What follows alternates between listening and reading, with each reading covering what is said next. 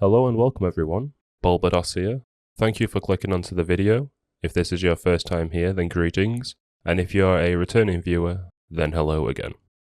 Today I will be going over The Boys Season 4. This has been a interesting season, and I have a few thoughts I wanted to express.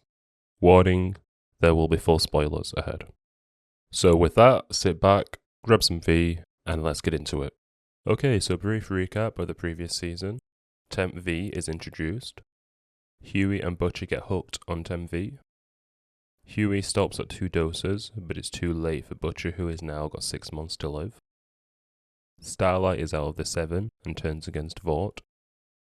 Starlight and Homelander factions are born and increasingly develop as rivals. Newman gains more power and better positions herself to the presidential role. Soldier Boy gets added to the show.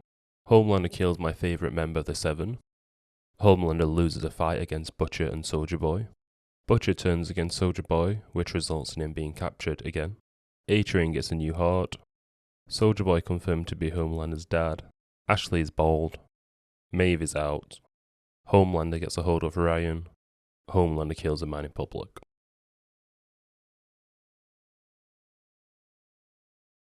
Season 4 of The Boys delves into a darker, more chaotic narrative, continuing the edgy satire that fans love. With only 6 months left to live, Butcher battles both his declining mental and physical health. Meanwhile, Homelander faces a murder trial, works on rebuilding the 7, and develops his relationship with Ryan. The Boys, with Homelander and Victoria Newman as their primary targets, seek a weapon to kill Homelander, eventually focusing on the virus from Gen V. Homelander power grows as he forcibly collaborates with Victoria Newman, now posed to become vice president. The Boys team up with the president to eliminate Newman, while new characters like Sister Sage and Firecracker introduce fresh challenges and new dynamics. Though initially centered on killing Homelander, the main plot shifts to Sage's plan for Homelander's takeover. The spin-off series Gen V ties into the main storyline, mostly through the development of the soup-killing virus and the return of key characters. Season 4 aims to ramp up the stakes with shifting power dynamics and a nation on the brink of chaos.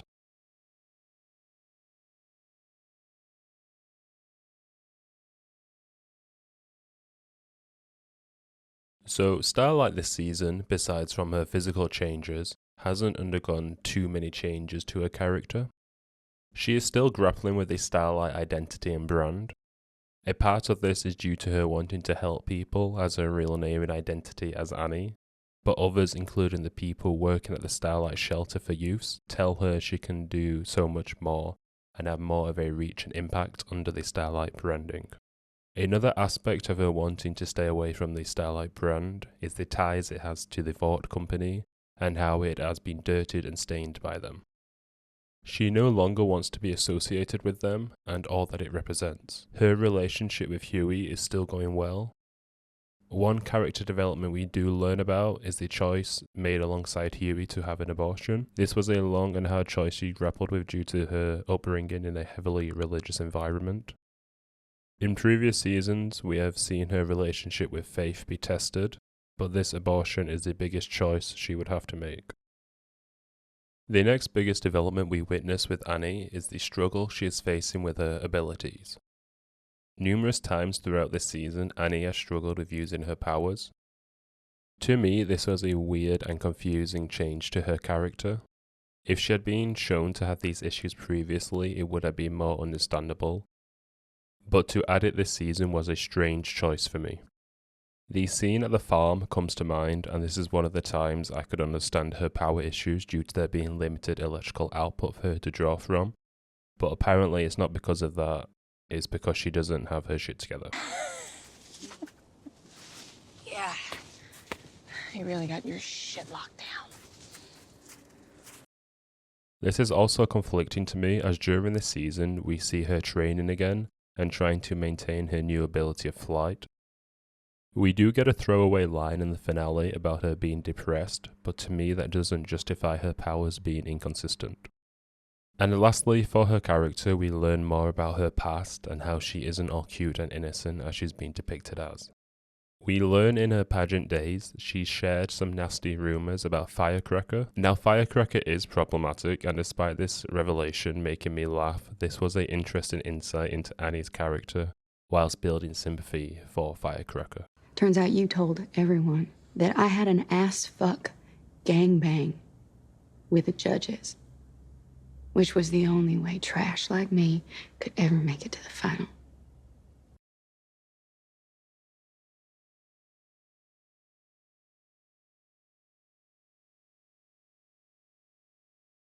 Huey. What to say about Huey? There's really not a lot to say about Huey. This season he's really taken a back seat. Regarding development, he really hasn't undergone much. His character this season has shown to have developed more mental strength, mostly depicted in his ongoing story of his dad being in a coma. We learn about his childhood dog and how Huey didn't have the guts to put the dog down, which does come full circle when he has to put his dad down after a bad experience with Compound V. It's a shame that this season Huey will just be remembered for his dad's coma, his trauma from the Web Weaver episode, and his assault from the Shapeshifter.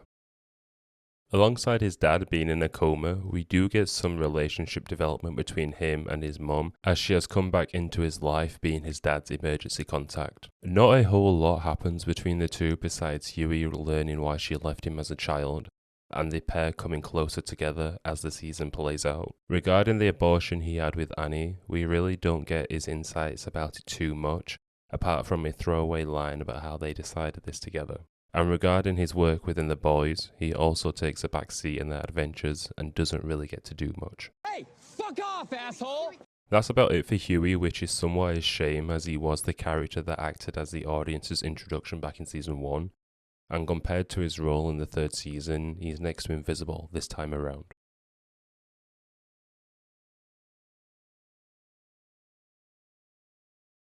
MM's character does go through some changes.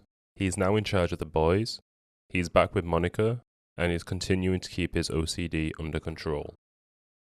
running the boys is successful at first. He's able to keep the team under control and work in line with the CIA.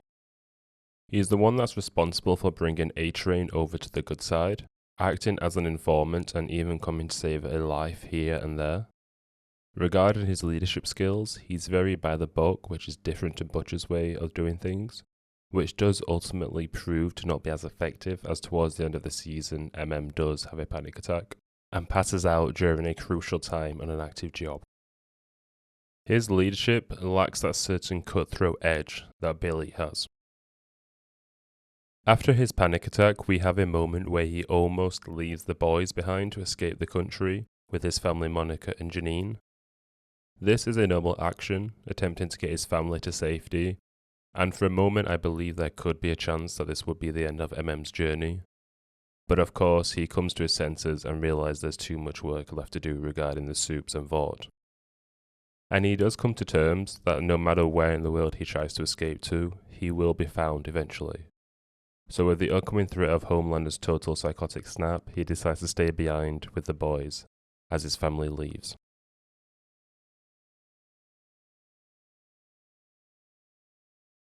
This season, Kimiko continues to be great.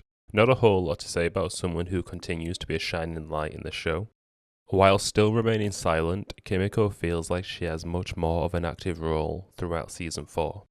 She's still active on the front lines for many other boys' jobs, and plays a supporting role for most of the members individually. She has dual missions with Huey and shows her understanding of him wanting Compound V for his dad. Her and Annie's friendship continues to grow slightly, although I would have liked more scenes of them together, and her and Frenchie's relationship is given more focus, but more on them two later. This is also the season where we learn about her backstory in more detail and what happened during her time with the Shining Light Liberation Army and why she is a mute. That being a part of her training/torture and not being able to make any sounds during combat or else she will be killed. She also undergoes another arc of forgiveness as she is tested about her past when faced again with a fellow girl from the group, one who she scarred for life. Much like Frenchie, Kimiko's journey consists of facing her past and accepting the choices that she has made and learning to not only forgive oneself, but to not live life hating herself.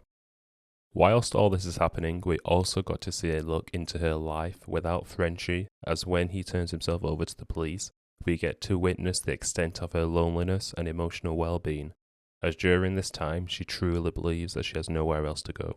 So she just spends all of her time at the police station waiting to see Frenchie.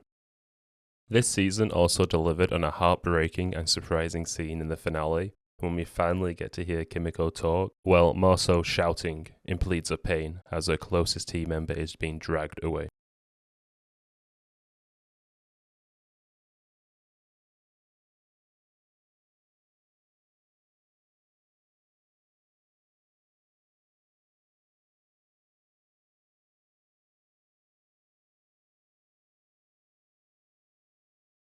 Oh, Frenchie, my sweet, sweet boy. Look at what they did to you. As far as character development goes, there is none. Frenchie actually regresses as a character this season. One of the biggest takeaways and problems from this season for me was the character assassination of Frenchie. All of the growth and progress his character had gone through over the last 3 seasons was flushed down the toilet. His heavy abuse of drugs, his overwhelming feelings of guilt for his murders, and his relationship with Kimiko, all of it was tainted this season. From the first half of this season, there was a lot of online discourse around Frenchie and his new lover boy Colin. Introducing Colin in theory isn't the worst idea, but the way they had implemented it was. First off, people that were annoyed that Frenchie was now gay was low-key stupid. It's been made very clear at this point that Frenchie is bi, but it's the fact that Colin is so random, appears from nowhere, and is shoved down our throats that is the problem. The second issue with this relationship is the fact that Frenchie and Kimiko have been something that had been getting built up over these past 3 seasons, and was now just getting thrown away like it was nothing. There had been discourse around the fact that in a previous season the pair had shared a kiss, but it was said that it felt like it was more of a friendship. But come on, it was so obvious that these were going to end up together. So to ignore that and just use Colin as a red herring and someone that Frenchie was randomly in love with was so stupid. If you wanted a character for Frenchie to get with in order to make Kimiko realize her true feelings, it could have been handled so much better. As this new gay relationship plays out, we learn that Frenchie actually killed Colin's entire family many years ago. This would be fine if it wasn't for the fact that after this realization, the writers turned Frenchie into a borderline psychopath by having him still engage and even sleep with Colin. Now, Frenchie does feel remorse for what he has done, so the psychopath title doesn't entirely fit, but it is the closest thing I could think of to describe Frenchie's behavior and mindset at this time. You remember Colin Hauser? The judge's son? I saw him. So you're fucking him, right? For fuck's sakes. The writers clearly didn't know what to do with Frenchie anymore, having exhausted all the story points they could with the character. But if you want Frenchie to have a redemption arc again, and to cave into his addictions and guilt once more, you could have just used Cherie. I don't like this path that they took with Frenchie, as his relationship with Kimiko was being built up and together they were both learning to overcome their past and find their peace, even resulting in Frenchie getting clean. But if the writers really wanted him to relapse and spiral again, Cherie was right there. She was already brought back for a cameo, so you could have just made it so her and Frenchie reconnected after Kimiko said they were just friends, and that she was supportive for Frenchie to explore other avenues. Back with Cherie, she could have been the bad influence on him that made him relapse due to the fact that she was still out there taking on assassination jobs, which was triggering Frenchie's PTSD. This isn't an amazing idea or anything, but off the top of my head, I think it's sure better than what we got. Frenchie's biggest theme this season is redemption, and that's not something I believe he gets. As a whole, the writers had no idea what to do with the character, which is a real shame. Even after he is released from prison, his only other thing he gets to do is develop the soup-killing virus. This doesn't happen until the ending pretty much, and even then he's just off to the side by himself while the boys are protecting the president. And then even after it's been made, nothing comes from it. And then at the very end, he just gets kidnapped. For fuck's sakes. So I have no idea what they have planned for him next season. Very sad treatment to one of the most entertaining boys members.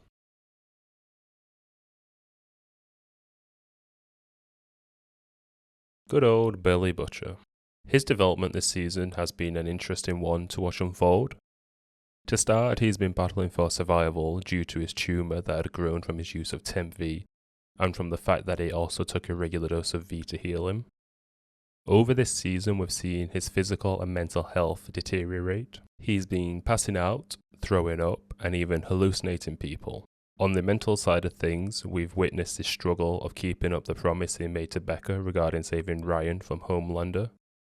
These 8 episodes have gone back and forth of what choice he was going to make with Ryan: save him or train him to kill Homelander. This conflict he's been faced with has been an interesting one, as this version of Butcher is very different to the season 1 Butcher we all know and love. He's no longer purely focused on killing every soup out there. He's now at a point where he had to decide his son or Homelander. With his previous antics having gone too far, he's had to take a back seat and not be the leader of the boys and fall in line with receding orders, as well as building the team's trust back up again. After MM's run of leader, it's clear why Butcher needs to be the one in charge. He can make the harder and dirtier choices, as well as keep his cool while the pressure pot is cooking and not have a panic attack. The main thing he gets to do this season is covertly reach out to Ryan, as well as put the pieces in place for the virus. During the farm episode, it was a nice and refreshing pace of his character as he returned to his roots and staged the death of Newman's partner and scientist, Samir.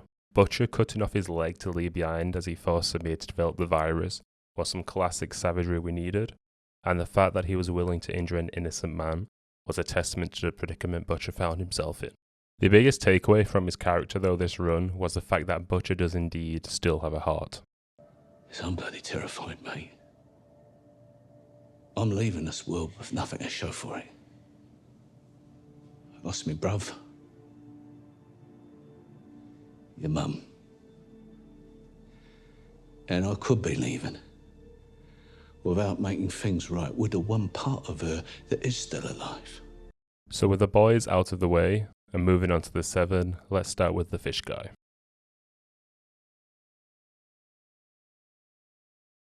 So this season the Deep is still the same, but as the season does go on, the Deep's confidence does grow, all thanks to Sage.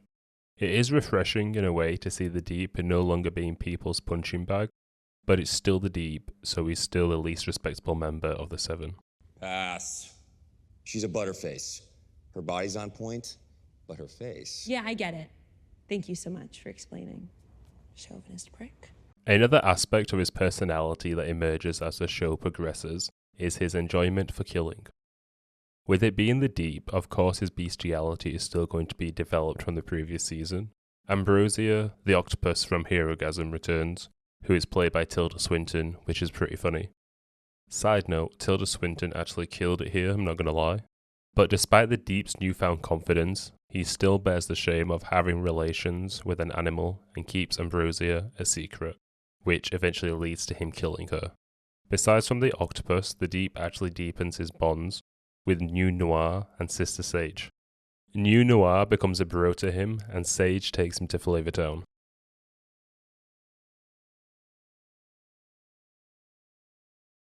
So the A-Train undisputedly has the best character arc from any of the cast. The soup that kickstarted the entire show, who over these years we've learned more and more as to how bad of a character he is. But surprisingly, he's managed to do a total 180 and not only survive the season, but was able to come out of it as a hero. Over the show we've seen him become more and more detached from the soups and the Seven's antics, and that carries on in season 4. He was hesitant to kill Todd, he was actively trying to mend his relationship with his family, and he even managed to save some lives. Through MM's actions of bringing him into the boys, A-Train has managed to become someone who kids can actually look up to and have some real saves under his belt. A-Train has come a long way from the first season, and in a surprising twist, he's the one a lot of people are rooting for. And when the time comes when he has to face off against Homelander, I think he will have one of the more emotional deaths with a good payoff. He still has some self-centered selfishness within his character, but he's now at a point in his life where when it comes down to it, he's willing to do what's right. This is shown throughout him saving Huey and MM right under Homelander's nose, but also with him leaking information to the boys. Yes, he was a Sage pawn, but he didn't know that. One scene I like which highlights this is him looking for Ashley after he's blown his cover to noir and deep. Instead of just saving his family, he made a point of going to rescue her too.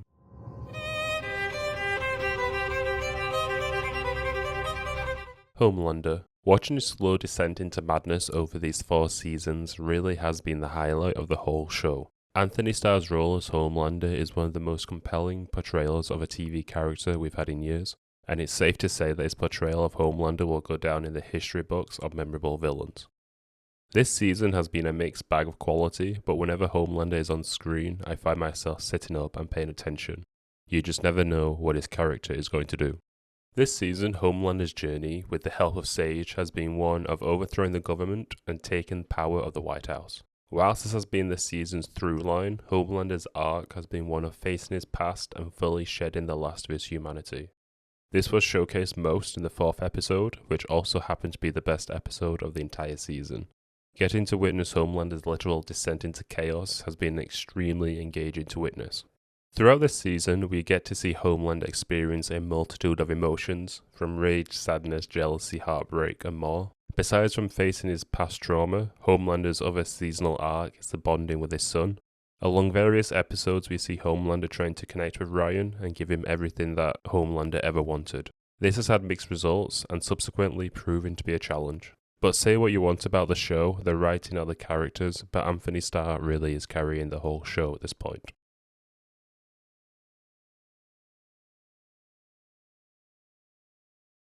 Newman, I feel, has had less to do this season. I do find it interesting to watch as her character slowly realizes how much she is drowning and struggling to distance herself from Homelander. One problem she's dealing with is wanting to keep her superpowers under wraps, which goes against Homelander's ideals.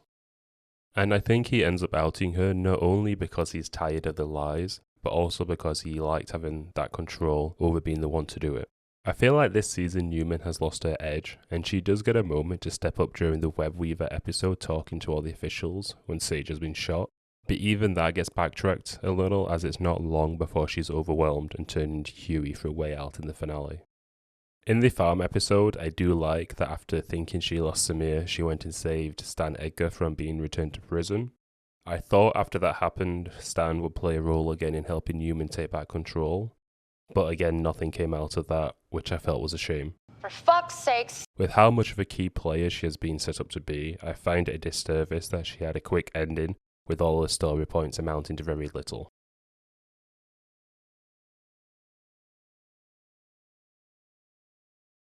So Ashley this season remains consistent, that is barely keeping it all together, while everything around her is increasingly devolving into madness. Still bold, but still the face of the company, Ashley this season has a difficult job of keeping Homelander pleased all the while being undermined by Sage. This season, she even learns she can no longer use the Deep as a punching bag. The only time we get to see Ashley not in shambles is when she's dominating someone. The biggest twist per se we get from her is how far she is willing to go to save her own skin. We had a glimpse in the previous season when she was willing to leave the other Ashley behind, but this season she straight up sacrificed Cameron Coleman. This was an interesting development for her character, and after the finale where she's willing to inject Compound V, I'm excited to see how she turns out in season 5. With Compound V amplifying a person's darkest parts of them, the new Ashley I should think will be much more evil and twisted person going forward.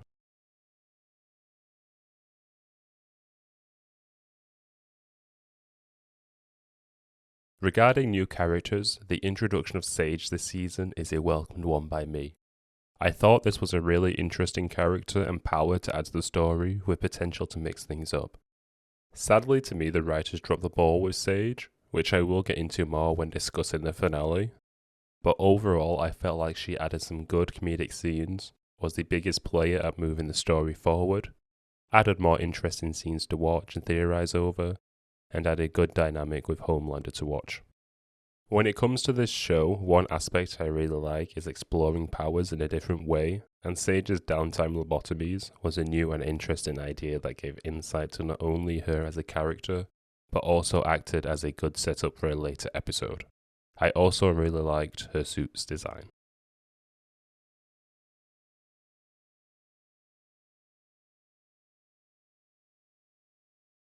Starting out as a small-time podcaster and becoming a key member of the Seven, Firecracker has been an entertaining watch. I do like her addition to the cast, and the actor Valerie Curry plays the role well. Watching her share her crazy theories and becoming a pawn for Sage's plan against Starlight was handled well.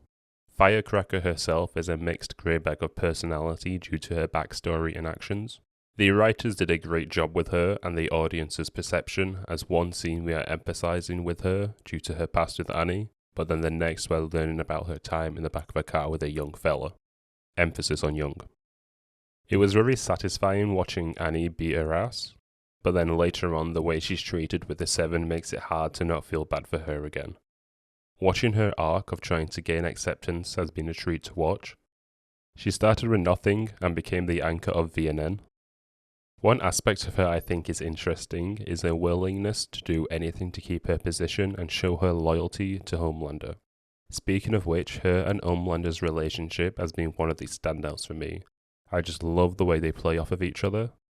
The scene of them with Webweaver was cracking me up. Happens when I'm nervous. You gotta be nervous. Just go on, tell him what you told me. I know. As a side note, I hope Firecracker gets a new suit design in the next season, as I think her current one is kind of boring. It wasn't until rewatching the season that I even noticed she had an upgrade from her podcast look. Overall, I think the suit just looks kind of cheap and dull. But going forward, I'm interested to see what happens with her character. Due to the ending of season 4, it seems that she doesn't have long before her heart gives out due to the medication.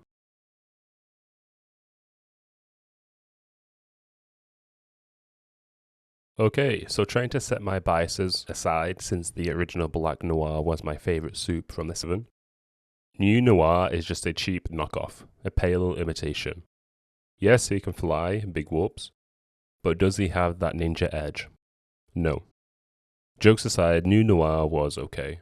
The first couple of jokes he had about not knowing the character or just being confused did get a chuckle out of me, but I felt like it was bordering on annoying as the show went on. His narcolepsy was silly besides from the first time when he was asleep at the meeting. I wasn't a fan of how they turned him and the Deep into a couple of bros. I like the idea of getting someone to take on the mantle of Black Noir from a corporation PR stunt point of view, but story-wise, I felt that they didn't know what to do with him besides comic relief. The whole season was just pretty much a build-up to him becoming a casual killer so that the writers could get a murder bone joke from him. Overall, I feel like it was just missed potential with him.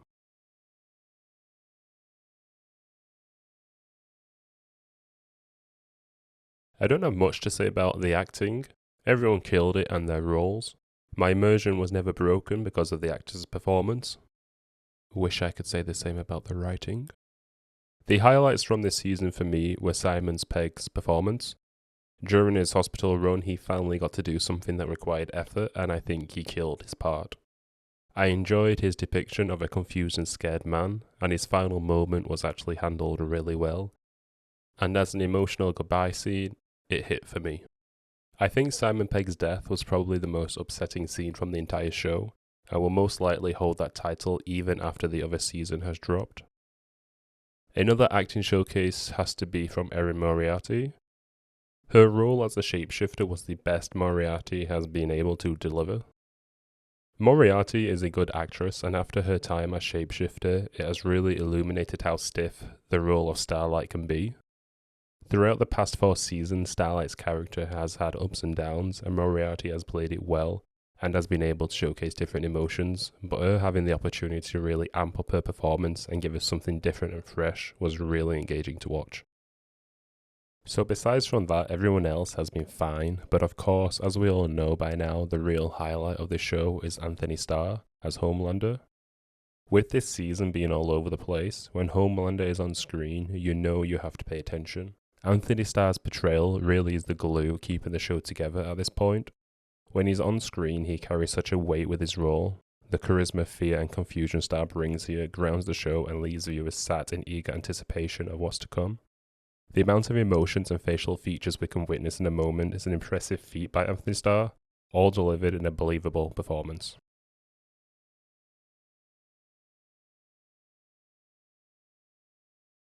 Regarding The Boys' cinematography, it's never been known to reinvent the wheel. Adapting a gritty and heightened realistic visual style that has persisted through each season's run, the show mixes in close-ups, extreme close-ups, and handheld shots. Season 4 stays true to this and doesn't do anything particularly exciting with its camera work. The only times of a notable and exciting difference is the scenes with Homelander talking to himself in the mirror. The special effects have been consistent throughout The Boys, and that is still the case in Season 4. It dawned on me while writing this segment, but this season we don't really get to see a whole lot of interesting powers on display. The newest members of the Seven don't have anything cool to see.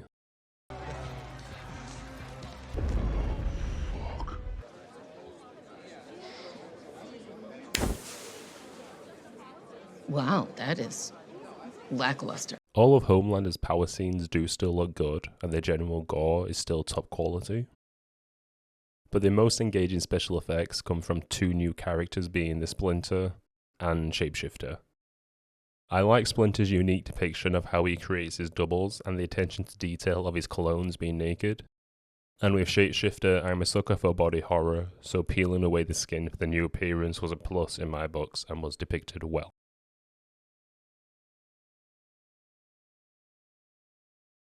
Okay, getting into the actual episodes. Within this section, I will be briefly going over each episode and talking about the things that stuck out to me.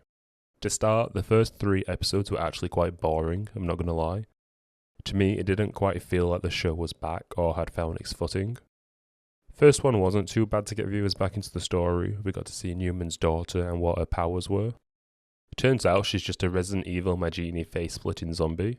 Kind of boring. Also, in the world of soups and soup hierarchy and how despite Homelander viewing soups above humans, he still looks down on certain ones, I feel like he would be disgusted by this power. The fight scene wasn't bad and I like them all falling out the window for Annie to show her flight. Poor Kimiko though. We get our first introduction to Joe Kessler in this episode, but more on him later. Also get Becca as a ghost for Butcher's subconscious. Almost got a spicy scene between the Deep and A-Train. Ashley's reaction here cracks me up. And we get the two factions going at it because of Sage. I thought the Starlighters versus Homelanders would be more of a bigger plot point throughout the show. It kind of went nowhere really after this first episode. Now I know one of Sage's missions was to dismantle Starlight's followers' trust, etc. But until then it affected nothing really besides mirroring IRL left versus right factions. Episode 2, Huey's mum returns, Kimiko is in therapy, Conspiracy Expo where we get a better look at Firecracker and see Sage recruiting her, we're greeted to some Splinter shock value scenes, and Ryan kills a man. Episode 3, pretty much just the Vought on Ice episode with Homelander's mirror scene to close it out.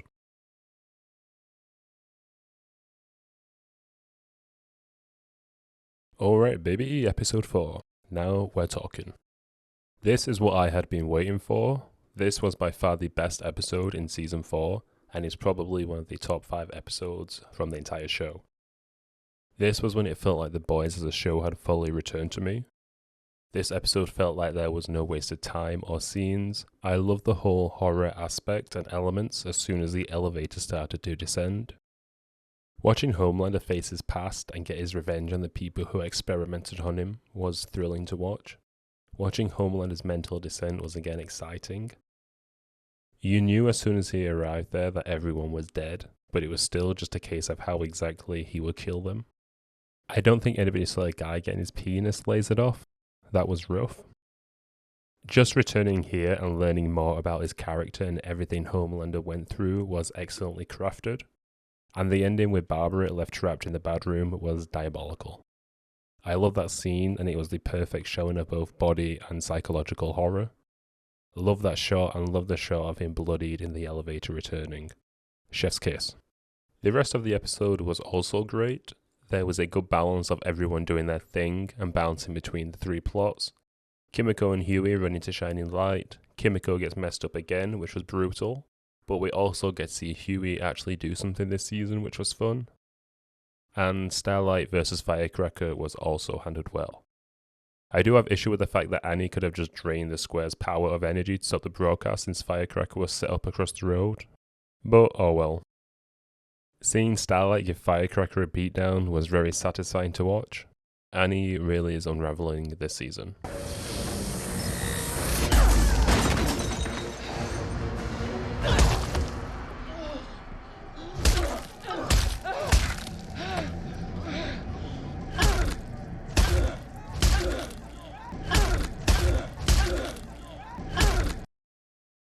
Okay, so episode 5, the farm episode.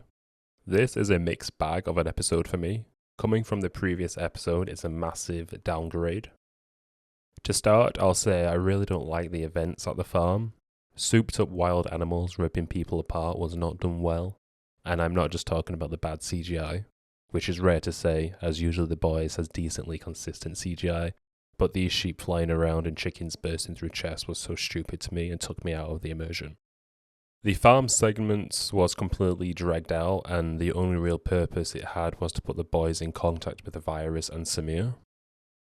It's here where we also get more of a look at Starlight's and Frenchie's mental distress.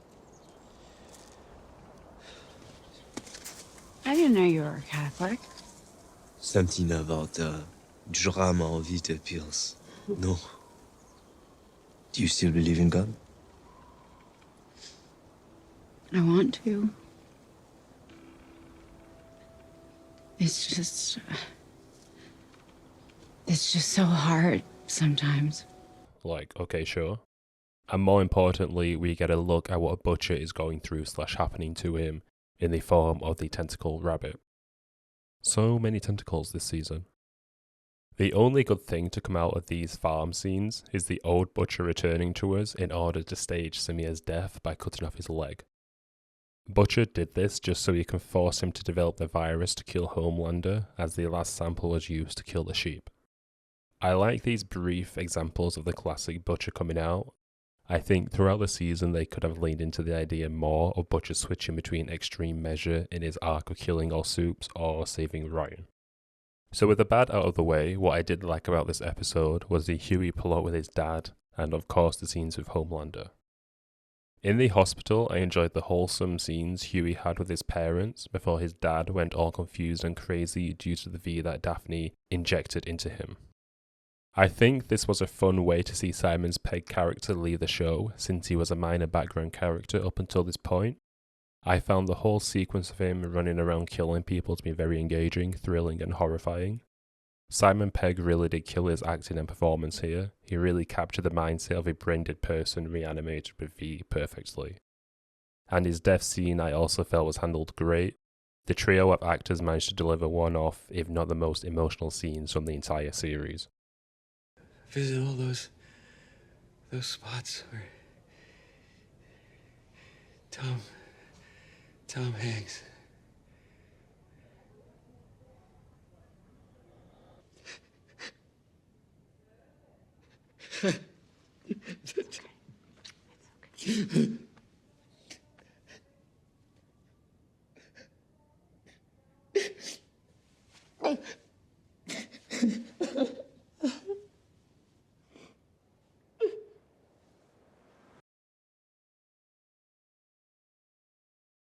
Moving on to Homelander and Ryan, it took 5 episodes, but the pair are finally bonding. The pair are talking, and Homelander mentions he's proud of Ryan for speaking his mind, and goes on to mention how he's been manipulated his whole life, and after some reflection he's realised he's been doing the same to Ryan. So now he's changing that and stating there are no more rules for both of them. Later on in the episode, the pair are talking about how Ryan wants to do real saves, none of this stage stuff that Seven usually does. It's here where Ryan sees that Adam, the film's director, is being his sleaze with one of the assistants. Because of this, Ryan tells him to apologise to the girl. Of course he does it, but it isn't genuine, so through some gentle coaxing from Homelander, we get one of the best story beats from this season. After making Adam get on his knees to try again, he ends up lying, and it is here where we are treated to Homelander and Ryan genuinely bonding and having a giggle together. Don't get me wrong, this is low-key horrifying, but it's also so good. Ryan tells the girl to slap Adam multiple times, and as she gets more into it, the mad lad just sips his milkshake and Homelander smiles away like the proud father he is. I love this scene, I love what it implies and where it could go from here, as it seems that Homelander has finally found his way into bonding with Ryan and can unravel any twisted sides out of his son in a much more successful way than he previously has. One of the big questions from season 3 was, now that Homelander had Ryan and Ryan smiles at the finale after seeing a man get murdered, was he going to become evil like his dad? And even though that has been one of the plots from this season, I feel like nothing much has come from it. So it's a shame that it took 5 episodes before we finally got a glimpse of Ryan potentially going to the dark side. When I was first watching Adam get slapped, I was so excited to see what Homelander would do with Ryan next, but to my surprise, it never really went anywhere, which I found to be a massive letdown and missed potential. For fuck's sakes. Oh, and the episode ends with Frenchie handing himself over to the police. I understand his guilt and whatnot, but this is just a eye-roll moment for me. Obviously he's going to get out eventually, and him feeling like he can't talk to anyone is silly. This is the boys we're talking about. Every one of them has done heinous criminal things.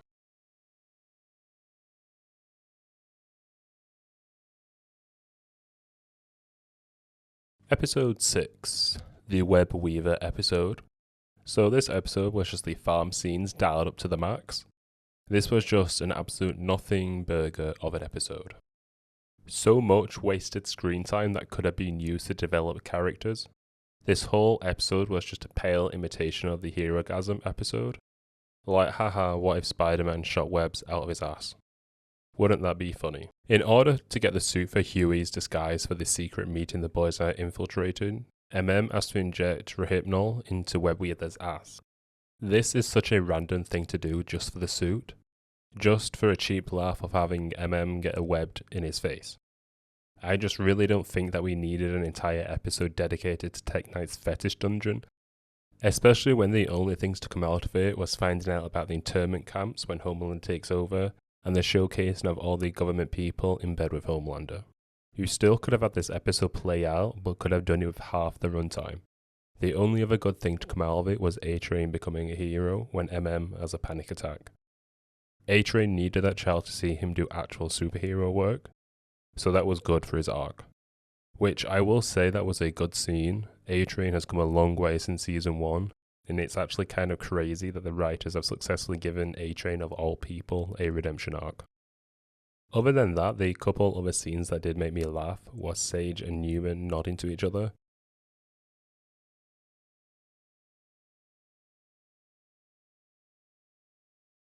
And then Firecracker milking on Homelander. What a reaction he has. These two honestly have some of my favourite interactions.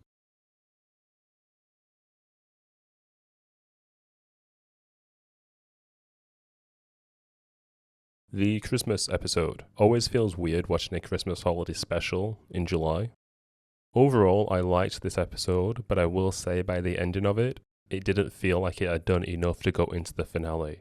It felt like we could have used another episode to flesh a few things out. So this episode, Orion is doing the puppet special for Vought Kids. The lyrics are a little questionable, but overall it's kind of a bop. When you see something, say something. Report that groomer when he comes for you. Gets his family out of the country for safety, and it's teased he might leave with them, but come on. He's still got a job to do, and with tensions rising and the threat of a presidential assassination on the table, he's not going anywhere. Especially after A-Train talks some sense into him. It is messed up though that he said goodbye over the phone. His family deserved a face-to-face goodbye. One highlight of this episode I thought they did well was the introduction to Shapeshifter. The chase throughout the apartments as they are ripping off their flesh to transform was a cool depiction. Back to what I was saying earlier, they really didn't do much with the Homelander and Ryan relationship after they delivered justice to Adam. For fuck's sakes. When Ryan raises concerns over the puppet show, Homelander just tells him to just suck it up and just do it. Like, after the Adam situation, he should know that brushing Ryan off like that isn't going to get the results he wants. Feels like the relationship has regressed again. But anyways, another relationship I keep on loving is Firecracker and Homelander. Their scene with Webweaver is so funny to me. I absolutely love how they play off from one another here, and their facial reaction / delivery cracks me up. Oh, and Frenchie is out of prison now, and him and Kimiko have hatched things out, so they are all good. Whilst they are talking, we finally get to learn Kimiko's backstory and why she is a mute. This was told nicely and was worth the wait. Basically, during her time in Shining Light, the recruits had to fight each other without making a sound, as whoever made a noise when they were hurt would be killed. This was some savage training to become silent ghosts, and it was heartbreaking to learn about all the people Kimiko chose to kill.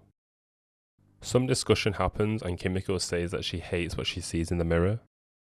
Frenchie responds, "You shouldn't hate yourself," followed by a reply from Kimiko saying that neither should you. This is facts, and again I understand Frenchie's pain, but Kimiko was and always has been right there for him. All he had to do was just talk to her. Very sad. Feels like they didn't know what to do with Frenchie this season, so they just had him repeat arcs that he had already been through. After this, we get to witness the Deep committing to being a villain as he kills his octopussy, and later on, the Deep and Noir pay a visit to the boys' headquarters.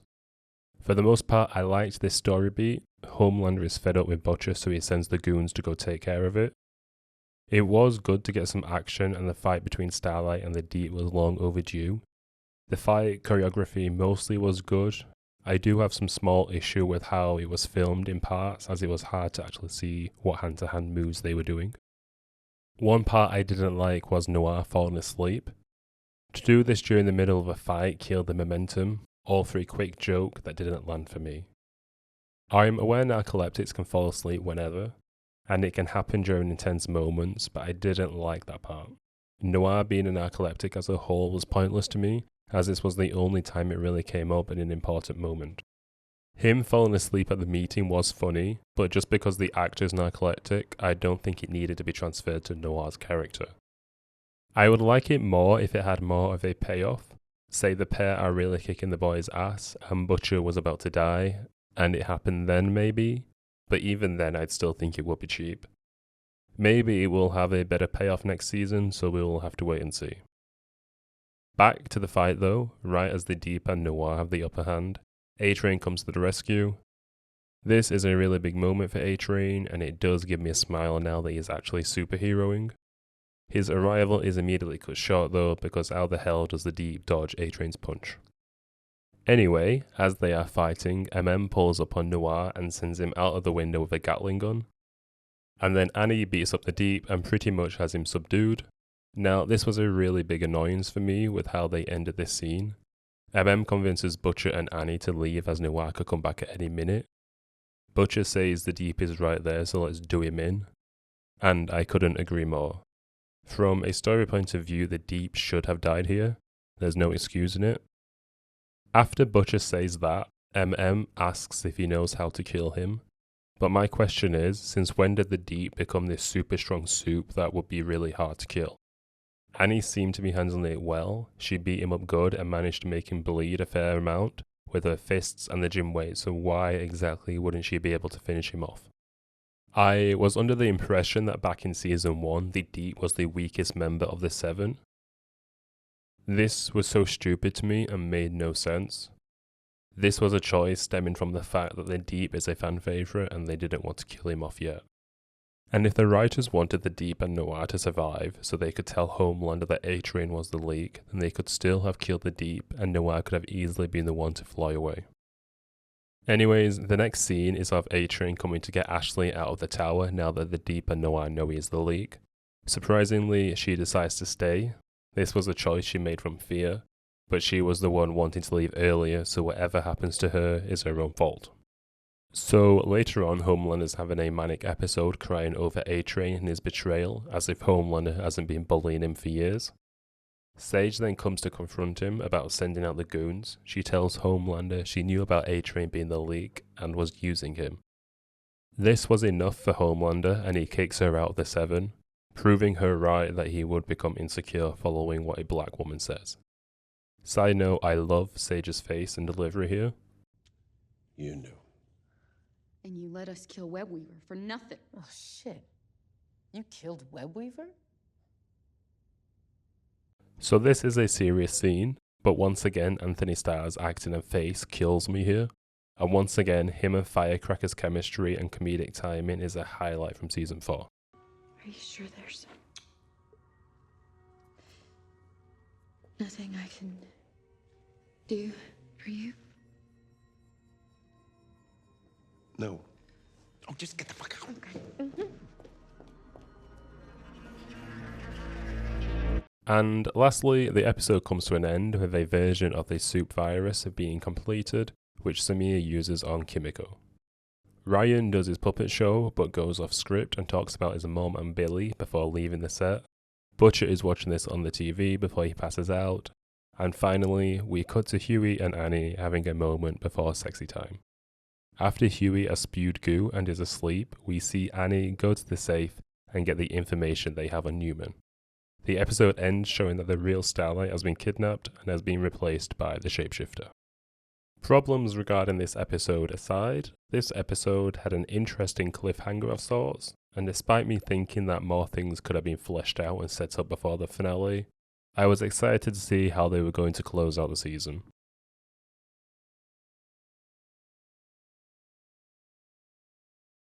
So, episode 8, Assassination Run. Yikes, was this some weird timing that hit a little too close to IRL events. But anyways, as a finale, I was entertained by this episode. I felt like it had a successful build-up in stakes and tension, and everyone delivered in their roles, and each character had something to do that progressed the plot forward. Erin Moriarty killed it with her solo scene with Shapeshifter. Seeing her get to really lean into crazy acting was entertaining. I think she did a great job at portraying two different characters. Newman gets exposed live on the news as a soup. This was an intense scene that kinda came out of nowhere. We get to see Firecracker's health start to decline. On the plus though, we get more scenes between her and Homelander. I swear this duo is undefeated. Homelander gives Noir and the Deep a list of people that need killing that work at Vought, and Ashley's name gets added, which causes her to panic and inject herself with Compound V, so it will be interesting to see what happens to her next season. Side note, what is the actual point of these security doors, as all season long, people have just been listening on what is being said. President Singer goes to an underground secure base with a few agents and the remainder boys. During lockdown, Huey realizes the shifter has taken Annie's appearance. In the meantime, the real Annie breaks herself out of the chain she was in, and we get some more body horror done right. For as long as it lasted, the whole lockdown shapeshifter infiltration scenes were good, despite them being short, as immediately the shifter realizes and starts killing everyone until the real Annie shows up and subdues her. There is a line the real Annie delivers here which I liked that explains where her character currently is. She says she doesn't know if she's a hero or who the fuck she is. It's not much, but it's something at least. After the president escapes, Newman calls Homelander only to be threatened, which causes her to turn to Huey for a way out. On one hand, it's nice she's realizing this path cannot end well for her, but on the other hand, it's a shame that she didn't turn to Edgar. I feel like he would have a better idea of what to do in this situation and how to protect her and her daughter Zoe, but maybe they forgot Stan was saved as she goes to Huey instead. Meanwhile, as this has been happening, Frenchie has been left alone to cook up the virus. That's really all he does these past few episodes. A very weird direction they've taken Frenchie this season. The 7 are off killing the Vought employees, and Noir gets a murder boner. I guess he finally understands the role he was playing. I feel like Noir's whole arc this season was just built into this so they could make a lame murder boner joke. Huey gives a speech about acting human if they want to win against monsters. This is done to convince the boys to bring in Newman. Annie is annoyed at Huey for not knowing and sleeping with the shifter. I feel like this whole scenario would have been handled differently if it was a woman who was SA'd, but because it's Huey, it is what it is and it's played off as a joke. Frenchie and Kimiko have a little talk about various things, mostly about forgiveness and how she encouraged Frenchie to pursue Colin as she felt like he deserved to be with someone better than her. This is so sad, again, poor Kimiko. But it's okay because Frenchie words it perfectly, and they end up kissing. Passionately. Not like the previous one they had. This was long overdue and was actually a nice wholesome scene to round up their relationship. This also settled the online discourse in the early season, and there was a lot of back and forth regarding their relationship being thrown away and making Frenchie gay. The true fans knew that this was their endgame. Of course, they would end up together, so the fact they did a character assassination of Frenchie rightfully pissed people off, myself included. So I hope all the people during those discussions who were defending the Colin-Frenchie relationship and were firm believers Kimiko and Frenchie were just friends, felt pretty stupid during the scene. Anyways, whilst all this has been happening, Butcher has been in the hospital since he passed out at the end of the previous episode. As he is here, laying and dying, Ryan is brought in to come see him. It's during this time that Ryan overhears about the president's assassination attempt. Due to the pressure of the situation and feeling desperate, Mallory ends up spilling all the tea about Homelander. Ryan is shocked and confused by this news, and he realizes this isn't a hospital, but instead a safe house meant to contain soups. Overwhelmed, he wants to leave, but Mallory is trying to convince him to stay and mentions she could fill the room with gas to knock them all out. With everything going on, the pressure boils and Ryan pushes Mallory into a wall, breaking her neck. After this, Ryan just walks away. This scene was handled well, and you definitely feel the pressure building as well as the character's desperation. Mallory probably wouldn't have died if she handled the situation better and kept the gas to herself, but I think with the almost dead president, she was desperate. But still, due to the CIA experience and whatnot, she should have handled the whole situation better. Commenting on the shock value of it, this is how you do a shocking death that doesn't need excessive gore to pull it off. The act itself and story beats leading up to it can be just as surprising and have more of an impact. But with her death, we finally get a resolve within Butcher about what side he's going to choose. Becca and save Ryan, or Joe and kill all the soups. We've seen Ryan kill firsthand, and being told earlier on that he hurt someone, which Butcher probably realised he meant killed someone. I think seeing Ryan not show any regret or sympathy towards Mallory is what finally made that choice for him. Additional note, Carl Urban's performance here is great. The silent but emotional and mournful look in his eyes portrays everything it needs to. The look over his shoulder to his inner conscious in a quiet acceptance is just lovely. Anyways, back with the boys. Huey brings in Newman and they go over the arrangement of the gang getting Newman and Zoe clear of Homelander and the CIA in exchange for Newman surrendering herself as well as helping bring down Homelander. Good to know that Newman could be of some help because goddamn do the boys need it right now. But oh, never mind, Butcher just walked in, looking in tip-top health, better than ever. Butcher says no deals. For fuck's sakes. And Huey begins to bargain with him, asking Butcher to trust him, and even tugs on his heartstrings that mentions Lenny, Butcher's dead brother. But unfortunately, Butcher's not home right now, and instead we get to finally see the monster that has been lurking underneath. It had been teased a few times now, but we actually got to see Butcher's power, which is a bunch of chest-bursting tentacles. In one clean and precise action, he restrains Newman and covers her eyes before ripping her into two, killing her. For fuck's sakes. This was a very graphic and surprising scene, and the CGI was done good, but my god does her death give me conflicting thoughts. After this, Butcher takes the cure from Frenchie. With everyone in shock, the scene ends. The next scene is Sage coming to celebrate with Homelander that her plan worked out as the news reports that the president has been arrested. I'll go into it shortly because my god does this piss me off. So the finale comes to an end with martial law coming into effect with hundreds of soups reporting to Homelander himself as he's now basically the president of the United States. And as he's giving his president's speech, the boys get new passports and all go their own ways. As they are all separated, they each get taken out and kidnapped. All hope is lost during this moment, and we finally get to hear Kimiko's voice.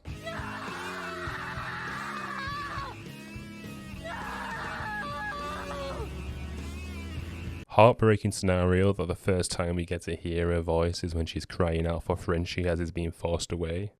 But again, poor Kimiko.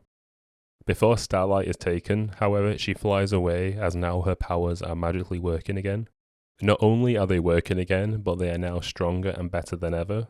And then, just before the credits roll, Butcher is seen driving solo with the virus. And then the actual last scene of the episode is of Homelander being brought to a subdued Soldier Boy. A nice little cameo to get people excited for season 5.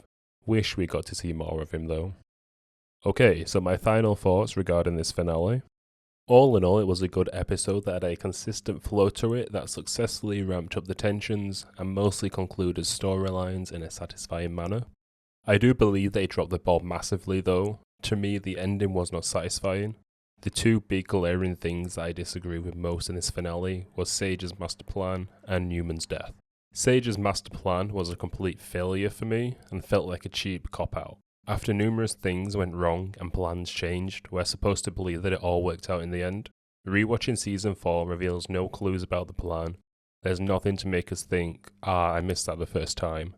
We are simply expected to accept that Sage had all this planned.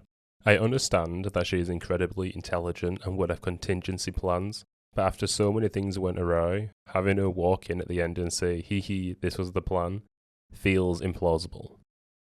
Knowing about A-Train leaking information, what purpose did the boys' presence at Tech Night's meeting serve? Or the discovery of the camps? It feels as unsatisfactory as ending a story with, it was all a dream. We're expected to take her word for it without any flashback scenes showing how she planned everything. When the Joe Kessler reveal happened, we received a flashback explaining it. A character that intelligent requires writers of equal intelligence, and this twist shows that they are not. Sage claiming it was all part of the plan removes the stakes from the events of the season. Even with a throwaway line about bumps in the plan, the ending felt lazy and contrived.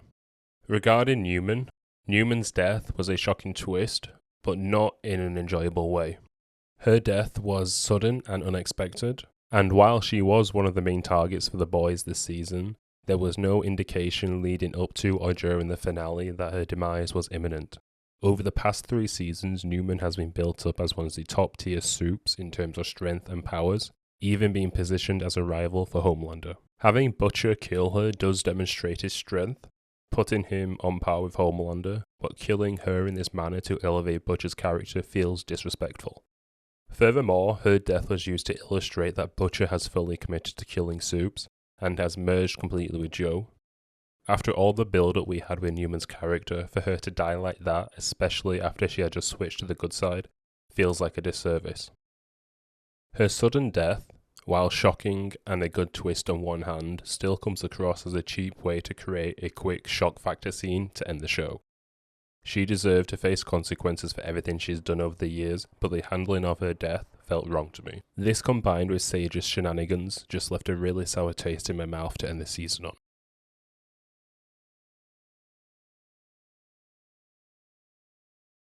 Excess gore and shock value. Now, The Boys has always had a lot of gore and is known for its shock value, but I feel like this season the novelty is starting to wear off. Or more so, it's not done in the same playful, intentional way. Looking at the Tech Knight's dungeon and Web Weaver's death. The introduction of Sage and Firecracker this season was implemented excellently. Both actors killed it and blended into the show seamlessly, whilst managing to stand out and provide some unique and memorable scenes. Cameron golfed with Mike Lindell, who just pulled $50 million worth of pillow commercials. You call that harmless? Oh, look at Daisy Duck Dynasty doing math. You know, Firecracker and I have been talking. Stimulating, I'm sure. One big aspect of the show regarding Butcher was the added characters of his subconscious. Becca for good and Joe for his bad. As a whole, I like this depiction as a way to get thoughts out of what Butcher is thinking. I don't have any issues with Becca's side of things, but regarding Joe, I felt like this needed some work. The whole twist of him not being a real character pretty much fell flat. The biggest issue I had with this was the reveal of it all. When the time came, I really don't think the flashbacks were necessary. For starters, it felt like they viewed the audience as dumb, and unless we specifically showed that Butcher was talking to himself, then people wouldn't understand it. We get a dumb flashback revelation for this, but we don't get one for Sage's master plan. Strange choice to make. My other gripe with this was the fact that upon rewatch, there really isn't anything to uncover or any details that set up this twist.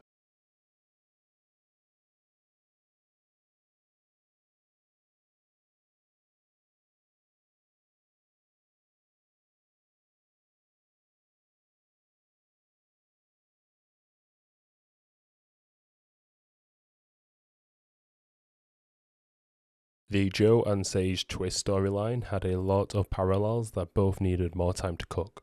There's been discourse online and regarding negative comments. I've seen people defending the show by saying this season is a setup for season 5, and to me that is not a valid defense of people's critiques. Just because this season is a setup, that doesn't excuse anything. And then there was the whole discussion about Eric Kripke not liking fans that are enjoying Homelander, thinking people were idolizing and using him as a mentor. Now I'm sure there is the odd outlier who that applies to, but for the most part, people just enjoy a good, well-written character, and more so just love a good villain since they are so hard to come by. So him taking the show in a direction that highlights more how Homelander is the villain is stupid. Audiences know who the villain is. It's been known since the first episode. This ties into the broader issue of social commentary in The Boys. Recently there was a claim that viewers didn't realize the show had been mocking them all along. This is a misguided notion. The real issue is the fact that the show used to balance its jokes between both political sides. This season, however, the shift towards a more focused attempt at political messaging has downgraded the storytelling. Instead of overtly pushing social messages and biases onto the audience and risking alienation, the show should concentrate on entertaining its viewers.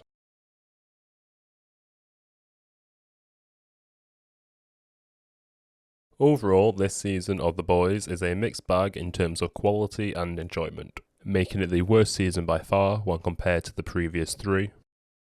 However, it still surpasses much of what's currently available on TV, barely though. Unlike the previous 3 seasons, it's hard to fully enjoy this one. The slow start, wasted runtime, character assassination, unsatisfactory character deaths, and lazy endings leave much to be desired. It's a shame because the actors deliver outstanding performances. Reflecting on the season as a whole, it doesn't fill me with joy. When I finish a season, I want to feel excited to rewatch it, not only to catch missed details but to enjoy the entire series from the beginning. That desire wasn't achieved after finishing this season. While there are memorable scenes, the bad taste outweighs the good. It's disappointing how much the show has declined after the high of season 3. I know people just starting the show and approaching season 2, I dread their reaction when they reach season 4. After a finale, I should be eager for what's next, but even the excitement has been tainted. It's ironic that The Boys, which mocked Disney and Marvel for their numerous spin-offs, is now following the same path. Alongside Gen V getting a second season, a prequel show with Soulja Boy and Stormfront has been announced. While I love these characters and anticipate great scenes together, it's amusing that this show has become what it once ridiculed. And let's not forget about the animated series that already came out. Overall, this season is a wild, schizophrenic mess. The CGI, VFX and acting hold up well, while the actors doing their best with the material they're given, but the story and personal tainted biases ultimately lets it down.